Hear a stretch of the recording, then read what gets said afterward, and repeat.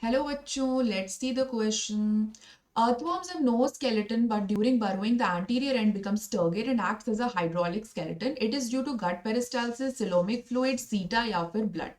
So question में बोला है कि अर्थवर्म्स के पास स्केलेटन नहीं होता, जैसे कि हमारे एंडोस्केलेटन होता है ना, हमारी बॉडी के अंदर स्केलेटन होता है, ढांचा होता है हड्डी का।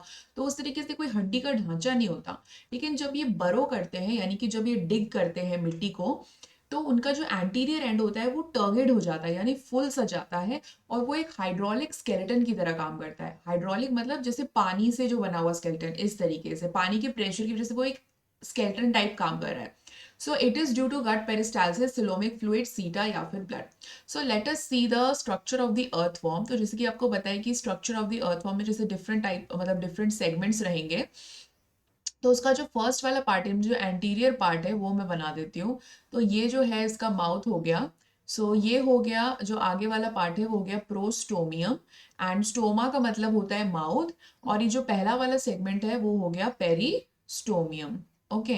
सो वो कह रहे हैं कि जब ये बरो करने लगता है, जब ये खोदने लगता है, सो ये जो एंटीरियर वाला पार्ट है ये ना टर्गिड हो जाता है, हार्ड हो जाता है। तो कैसे हो जाता है? किसी फ्लूइड की वजह से ही होता होगा, ऑब्वियस सी बात है कि कोई फ्लूइड की वजह से ही होता होगा। ठीक है। तो ऑप्शन डी में दिया है ब्लड। अब ब्लड जो है ना वो इसके सर्कुलेटरी सिस्टम में बह रहा है, तो इसके जो सर्कुलेटरी सिस्टम है उसमें ब्लड बह रहा है। तो सिलोमिक फ्लूइड से नहीं हो रहा है, दिस इज रॉन्ग। सीटा की बात करें तो सीटा हेल्प्स इन लोकोमोशन, जो ये टाइनी ऐसे करके निकल रहे होते हैं। सो सीटा जो है वो थोड़ा छोटे छोटे अपेंडेजेस, बहुत ही छोटे छोटे ऐसे निकल रहे होते हैं। तो सीटा लोकोमोशन में हेल्प कर रहा है, तो ये भी नहीं है। गट पेरिस्टालसिस की बात करें तो गट पेरिस्टालसिस मतलब जो डाइजेस्टिव सिस्टम का पेरिस्टालसिस, यानी जो कंट्रैक्शन रिलैक्सेशन होता है जिसकी वजह से जो फूड है वो अंदर की तरफ जाएगा, वो हुआ। तो ये तो गट वाला एरिया है ही नहीं, this is the frontal area. So ये गलत हो जाता है।